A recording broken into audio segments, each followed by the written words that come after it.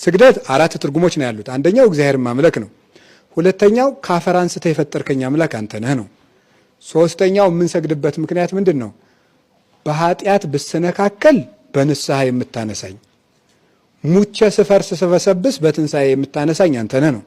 አራተኛው ለእኔ ብለህ ወደቅክ ተነሳ፣ ሙተ ተነሳ ብሎ የክርስቶስን ሃይማኖት መመስከር ነው። በዚህ ምክንያት ስግደት እንሰግዳለን። ስለዚህ ስንሰግድ ካፈር የፈጠርከኝ ጌታዬ፣ በኃጢአት ስወድቅ በንስሐ የምታነሳኝ ጌታዬ፣ ሙቼ ስፈርስ ስበሰብስ በትንሣኤ የምታነሳኝ ጌታዬ፣ ለእኔ ብለህ ሙተህ የተነሳ ጌታዬ ብለን ነው የምንሰግደው ማለት ነው።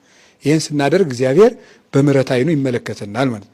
አዲያ ስግዱ ሲባል ቁጭ ቦለ ይብሉ ቁጭ ስገዱ ቋንቋው ምንድን ነው? አይሰማም እንዴ? ምንድን ነው የሚለው? ቁጭ በሉ የሚል የለም። ቁጭ በሉ የሚል በፍጹም የለም። ስገዱ ነው። ስለዚህ ቁጭ ማለት አይቻልም፣ መስገድ ነው። ትልቅ ሰው ቢሆን ሊቀ ማእምራን ቢሆን ሊቀ ቀዳህያን ቢሆን ሊቀ ሰራያን ቢሆን በቃ ሊቀ ምን ማንም ሊቀ ቢሆን ስገድ ከተባልክ ስገድ።